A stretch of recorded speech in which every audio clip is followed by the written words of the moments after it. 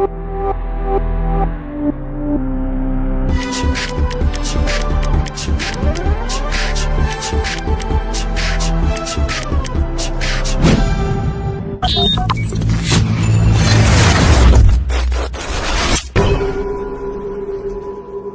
reka mbahereze rero ikaze kuri Ndabaziyetv.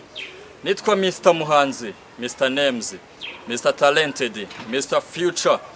Uyu munsi twatembereje kamera za Ndabaziyetv tujya gushaka abana Ndabaziyetv yaberetse ku mbuga nkoranyambaga zacu dukoresha zose murazizi, Instagram, Twitter, Facebook ndetse na YouTube. Uyu munsi rero twiyemeje kujya kureba abo bana bafite impano. Mu byukuri twabonye ko ari impano ikomeye cyane kandi namwe mwarabitubwiye. Yo mpamvu uyu munsi twiyemeje kujya kubareba. Twafashe urugendo rurerure ariko turahageze. Aka niko kanya rero kugira ngo mukurikire impano yabo. Nabana batoya cyane bari hagati y'imyaka 10 n'imyaka 4. Reka rero nkurarikire wowe wamaje gukanda subscribe. Biraza kuba byiza nuduhana igitekerezo ndetse ukagira n'ibindi byinshi ugenda utubwira kuri Izimpano tugiye kukwereka. Yes, rero kuri kamera ngira ngo mwamaje kubabona. Numusore navuga ko ugiye kuzamuka kuko impano ye iratangaje. Afite gitari araza kudusobanurira uburyo ikoze. Ngira ngo cameraman yamfasha kanabanza kanayigaragazamo neza cyane kabisa. Urabona hano dufite n'umukobwa nawe ukiri mutoya. Ibintu nabari byiza kugira ngo abana nibo Rwanda rw'ejo nibo tugomba kuzabona. Reka nkabatindiye mbahereze ikaze kuri Ndabaziyetv. Ikaze bana batoya. Wowe witwa nde? Ndikadukunda Elisa. Witwa Iradukunda Elisa. Hanyuma wowe mukobwa mwiza? Nitwa Ineza yakoze share. Yes. Urabumva rero n'abana bakiri batoya. Ufite imyaka ingahe Elisa? Mfite imyaka 9. Ufite imyaka 9. Hanyuma wowe? Nje mfite imyaka 10. Ufite imyaka 10. Ubwo se urayifite koko? Ndakeye kutubeshye pe. Yes, umukobwa mwiza yitwa Irakoze Sharon. Hanyuma nawe ukitwa Elisa nde? Iradukunda Elisa. Yes, Iradukunda Elisa.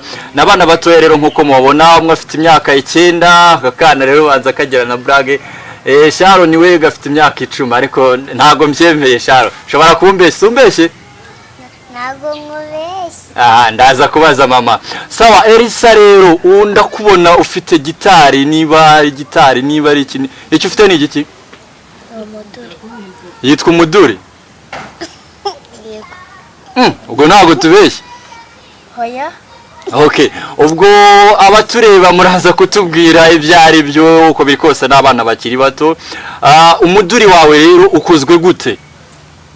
Ukozwe n'agapfukamunwa. Yes, n'agapfukamunwa. Yego. Nukuvuga ngo agapfukamunwa iyo mirya nikozwe mu gapfukamunwa. Yego. Hanyuma se icyo tuburi kubona cyo ni igiki? Ni gitari ariko uko biri kose ngira ngo mwakibonye ni kimwe mu gicurangisho kizwi na benshi hano mu Rwanda ndetse no kwisi hose. Elisa, bigaragara rero ko ushobora kuba ufite impano cyangwa se wiyumvamo impano yo gucuranga uwo muduri cyangwa iyo gitari yawe. Ukunda ibintu byo gucuranga na mama arabizi. Ukunda ibintu byo gucuranga rero abadukurikiye hano kuri Ndabaziyetv bakeneye kumenya koko ibintu uvuze niba ari ukuri. Niba koko iyo gitari cyangwa se uwo muduri wawe ushobora kuba wawucurangamo. Numvisha umbwira ko imirya ikozwe mu Mudupfukamunwa, ndabona n'urubaho. Ibi bintu ariko ubundi biteranya gute?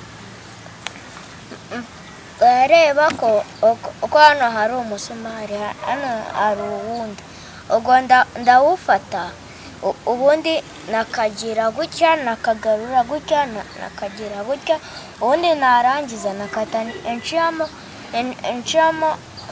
kano kantu nakata njamo igiti naho nakata magira. Ubwo ubundi gitari yawe cyangwa umuduri wawe ukabura bikoze? Yego. Hanyuma rero Sharon wowe bimeze bite? Je nkunda icyo kubyina.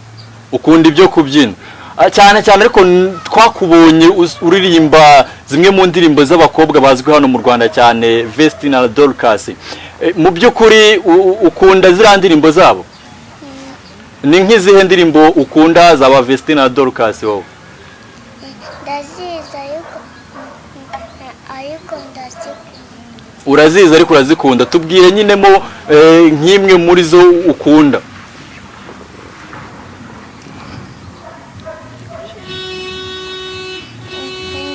Ndirimba izindi incura indirimbo maze nakabyina, iyo banciyemo n'indirimbo ndazihimba.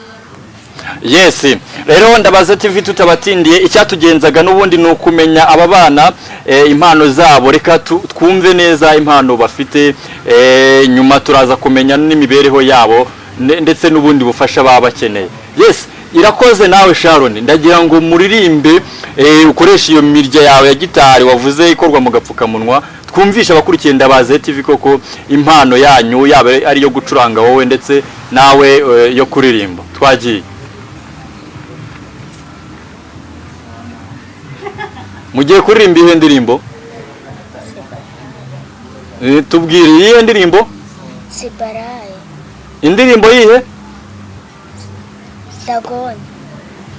Yes, ngira ngo wenda nuko mutayizi neza, ariko ni indirimbo Sibayari, indirimbo ya Vesti na Dorcas, abakobwa baririmba neza hano mu Rwanda. Mu by'ukuri abana reka batwumvishe koko iyo ndirimbo kuntu bimeze mu majwi yabo ndetse ni gitari y'uyu mukobwa n'uyu muhungu yitwa Irakoze Elsa.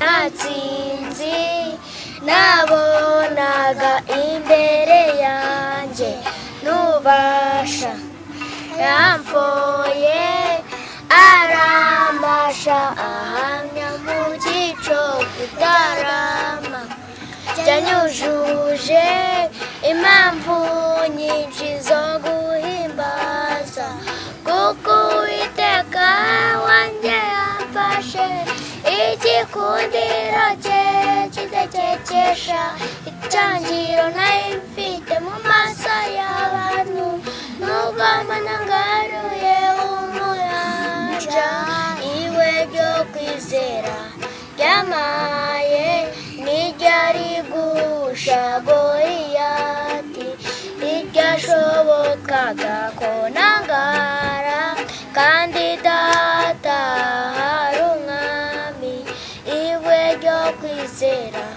ryamaye n'iryari gusha Goliyati, iryashobokaga ko nangara kandi data hari umwami. Yes, murakoze cyane rero. Hanyuma indi ndirimbo mwibuka ya Vesti na Dorcas ni iyihe?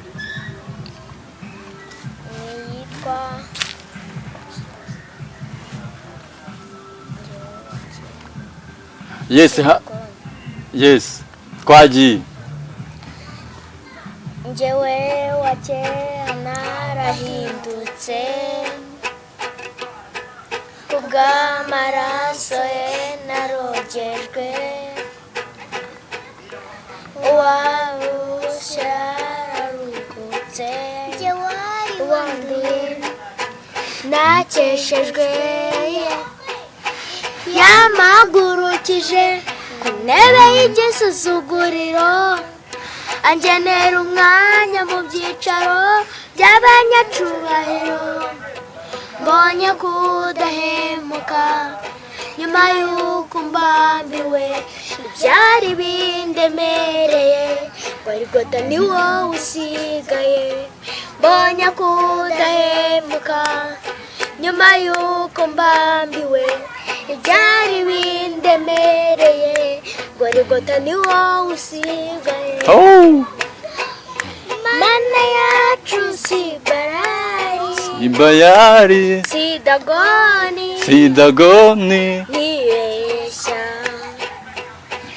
ingabo zayo ntizitsindwa ntizineshwa n'inyembaraga.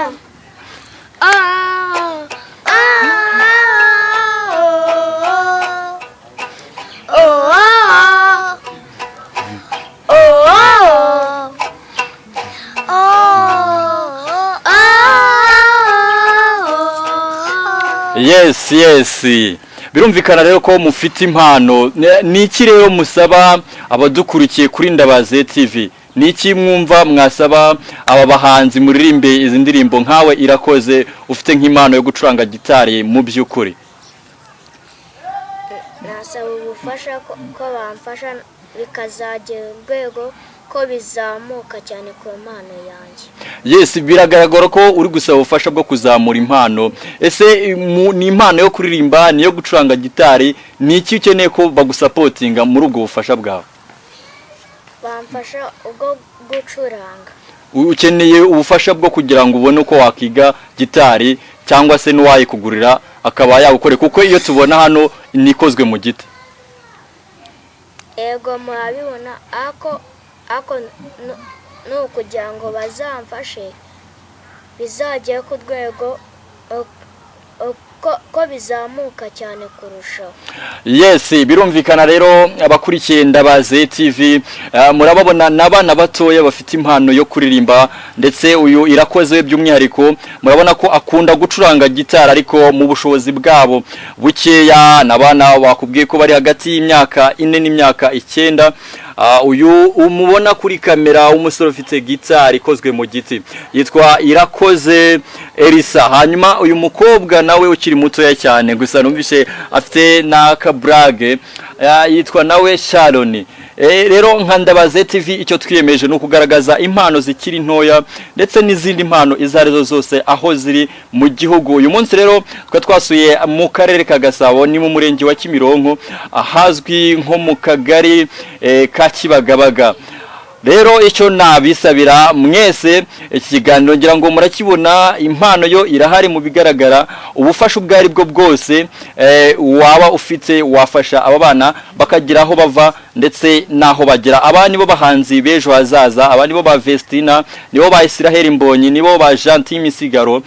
Uwagira rero icyo abafasha rwose turi tayari kumurangira, yaba ari ukongera ukaba wabayerekana ku zindi platform akagira uburyo babashyigikiramo, cyangwa se n'ubushobozi yabo bw'ibitekerezo cyangwa se ubwo mufuka, byose byaba ari byo agaciro. Reka rero ngushimire wowe warebye iki kiganiro. Nge nitwa Mr Muhanzi, Mr Names, Mr Talented, Mr Future.